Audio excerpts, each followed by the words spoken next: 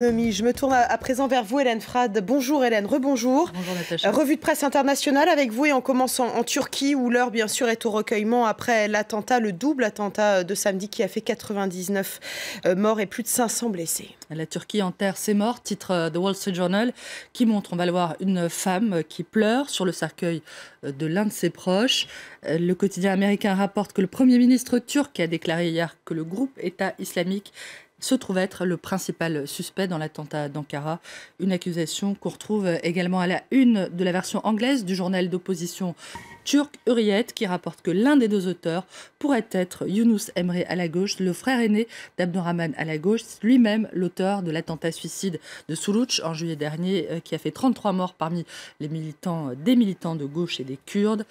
Hürriyet qui juge ce matin que l'attentat d'Ankara est un classique turc, je cite, à chaque fois que la politique turque est entrée en eau trouble, cela s'est traduit soit par des attaques visant à blesser un maximum de gens, soit par l'assassinat de personnages politiques de premier plan, écrit le journal. Ce qui s'est produit est un classique, répète Hürriyet, parce que, comme par le passé, le gouvernement a préféré se concentrer sur des ennemis intérieurs imaginaires plutôt que sur les vraies menaces, parce que 3 jours après l'attentat, il n'y a pas eu une seule démission et qu'au lieu de l'unité espérée, la société turque apparaît plus polarisée, frustrée et en colère que jamais. Et un classique aussi parce que les Turcs, prévient le journal, ont toujours sanctionné les partis qu'ils jugent responsables pour leur tourment perpétuel, sous-entendu l'AKP, le parti au pouvoir de Recep Tayyip Erdogan, va payer. La presse internationale revient aussi sur cette annonce des États-Unis qui ont annoncé avoir livré des armes en Syrie, des tonnes d'armes à d'autres groupes rebelles. L'armée américaine dit avoir choisi de soutenir des combattants qui seraient opposés à la fois à l'État islamique et au régime de Bachar el-Assad et avoir donc effectivement envoyé dimanche plus de 50 tonnes de munitions, notamment aux forces démocratiques syriennes, les FDS, qui seraient une nouvelle coalition de groupes arabo-kurdes selon l'Orient le Jour. Pour The New York Times, ces livraisons sont en train de transformer le conflit syrien en guerre par procuration avec la Russie, qui bombarde, elle, on le sait, les opposants au régime de Bachar el-Assad. Le journal dit son inquiétude face à l'élargissement des buts de guerre et au durcissement des positions politiques des uns et des autres, qui rendrait à présent improbable une possible solution diplomatique. Maintenant, c'est les États-Unis contre la Russie, constate également The Independent, qui parle, lui, d'une guerre par procuration et par hasard, comme créée par les circonstances, presque à l'insu, finalement, de ses principaux protagonistes. Sans transition aucune, Hélène, on va aux États-Unis où le magazine Playboy a fait une annonce fracassante. Et j'espère, Natacha, que vous êtes bien accrochée, Georges aussi, car ce qu'on a lu dans The New York Times, c'est tout simplement un séisme, que dis-je, une révolution.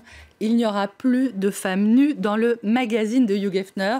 Oui, certaines femmes continueront à apparaître légèrement vêtues, mais là, full nudity, comme on dit outre-Atlantique, le nu intégral, va disparaître de l'édition américaine du magazine. Mais pourquoi, me demanderez-vous? D'après The New York Times, la direction de Playboy souhaite s'éloigner de la presse adulte pour s'affranchir des catégories des restrictions, pardonnez-moi, que cette catégorie signifie en termes d'annonceurs et de filtres sur Internet.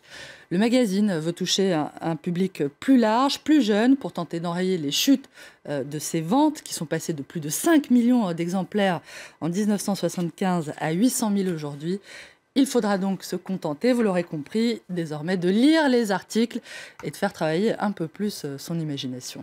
En parlant d'imagination, il y a un automobiliste suédois qui en a une imagination assez débordante. Il a cru voir des djihadistes du groupe État islamique en pleine campagne et donc il a alerté la police. Je le confesse, c'est une histoire que j'ai un peu choisie pour notre chef d'édition Thomas, dont la taille de la barbe n'a d'égal que son talent. Cette savoureuse histoire est largement reprise ce matin dans la presse française et notamment par l'Obs, qui raconte effectivement qu'un automobiliste, on va y arriver, qui croyait avoir repéré un rassemblement de Daesh devant les ruines du château de Brähus, c'est dans le sud de la Suède, a donc immédiatement prévenu les forces de l'ordre qui se sont rendues sur place et ont constaté qu'il ne s'agissait que d'une bande de trentenaires à barbe appartenant au club des Bearded Villains, les vilains barbus, qui sont en réalité membres d'une association qui a été créée aux États-Unis et qui milite contre les injustices, l'homophobie, le racisme et l'oppression. Donc, a priori, pas grand-chose à voir avec Daesh. Stop aux amalgames, donc. Merci beaucoup, Hélène Frade, pour cette revue de presse internationale. Restez